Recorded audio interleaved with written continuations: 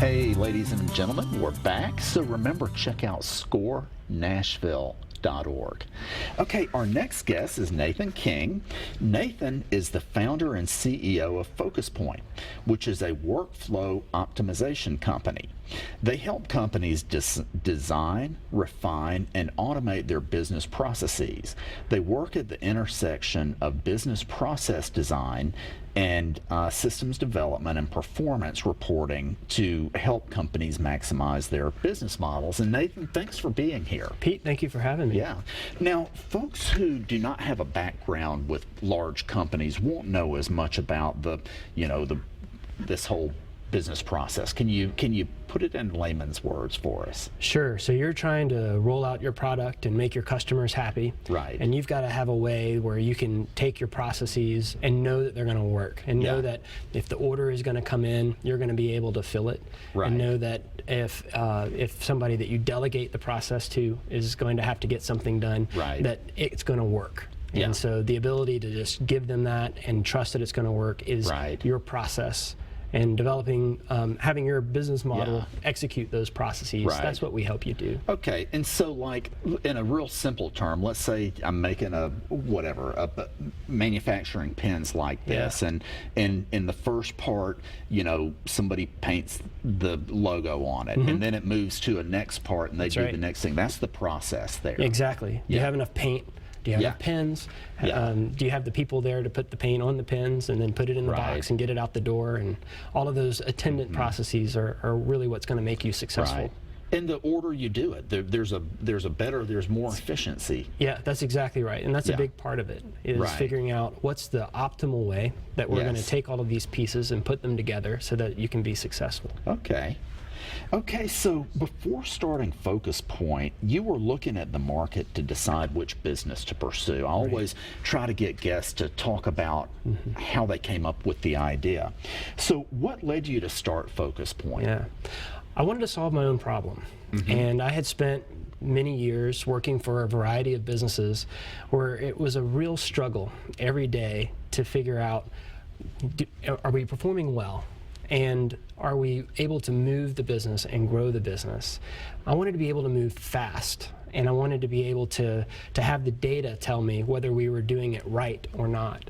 And that seemed to be a common theme, that wasn't always available. And so I wanted to bring to companies an opportunity to move faster and to solve their problems quickly. And to do it right in a way that they could scale and have the data to tell them how they're performing. And so I thought, that could be me, and started my own company to do it. Awesome. So, and this would be like a business with a pizza parlor or a restaurant or something like that. The process would matter, but really it becomes a real big deal with larger, more complex organizations. Is that correct? That's true, but it's any organization. Even your taco stand. If you show up at your favorite taco stand, it could even be a food truck. And you have to wait for 20 minutes to place your order and another 15 minutes to get it. There's probably something wrong with the process there. Well, they're not going to stay open long. That's right. So any business could benefit from it. But primarily we help larger companies solve these problems. Okay. I don't mean to dive so deep into that. It took me a while to get a handle on process because I haven't been exposed before. So you have worked with many entrepreneurs. What are some common mistakes that you see? I think the biggest mistake I see is seeing the world in too small of terms. And the way that shows up, and particularly in service businesses, is people will undercharge. They won't charge what they're worth, or they won't charge commensurate with value that they're creating.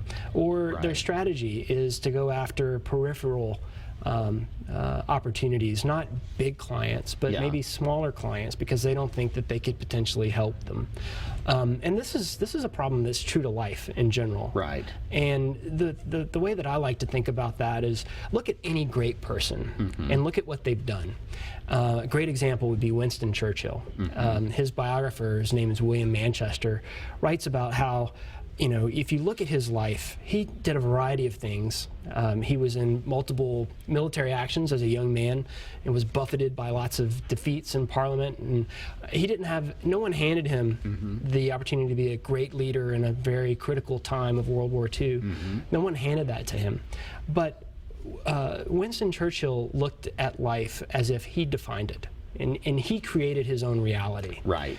And if you create your own reality and you believe that your life is some dramatic, important thing that you can help people with, you're going to see it in bigger terms. And you may not rise up to be the president or a prime minister, but you're going to be operating from a place of abundance that you can do a lot. Let me tell you, I have had issues with this personally, and I have a friend, and he was telling me a story, and when he got his first contract, the customer balked at his pricing and he cut it, and it took him a long time to have the confidence to charge what he was worth. Yeah. And so what you're saying is, and you know, you're saying recognize what you bring and recognize the value and charge for it. Yeah, you have to believe in yourself. Yeah. You have to overcome your fear. Right. And that's a big thing. Yes. And that kind of leads to the next problem that I see a lot of people. Okay, hold on, let's take a quick break.